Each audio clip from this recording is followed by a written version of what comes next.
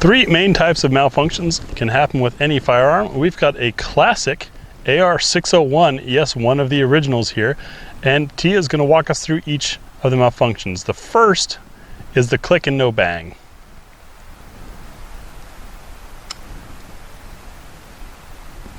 Click, no bang. This could happen either because the bolt didn't pick up a round from the magazine, so you tap up on the magazine, or there's a bad round, so you rack it and tilt a little to the right if you can. The AR does have a spring-loaded ejector, so that shouldn't be an issue. Now we're back in the fight. Let's see if it shoots this time. No problem. Now the gun's giving us the middle finger. This is the second type from a failure to eject fully.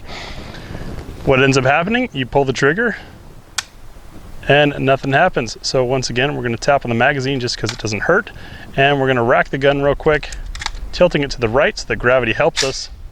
Let go, and now you're back in the fight. And now that same type 2, this time at full speed.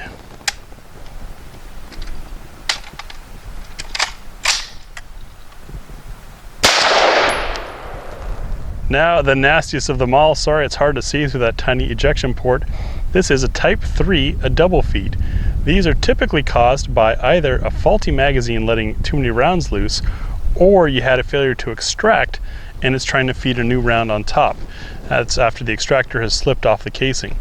So while pointed in, what you'd experience when pulling the trigger, nada. Take a peek. We're going to lock the bolt to the rear. This takes the pressure off the magazine to make it a lot easier to remove the magazine.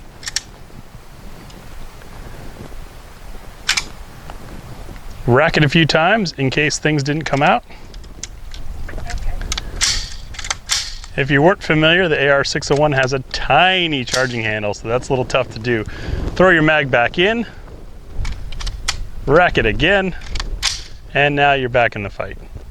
Now the same thing at speed.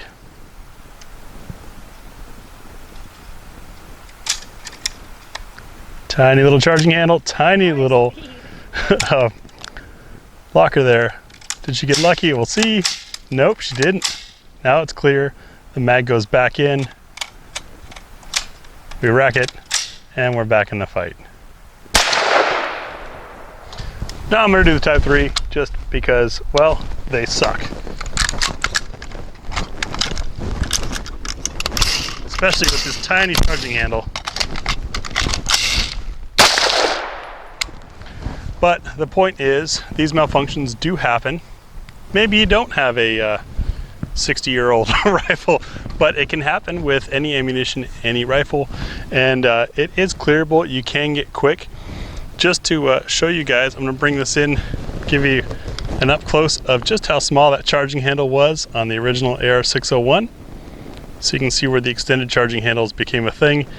And then the bolt catch actually sits flush with the contour of the receiver there once you get it pushed in, which makes it awfully tough. We chose this rifle for its historical purposes and well, just because it's fun to pull it out when you get a chance to.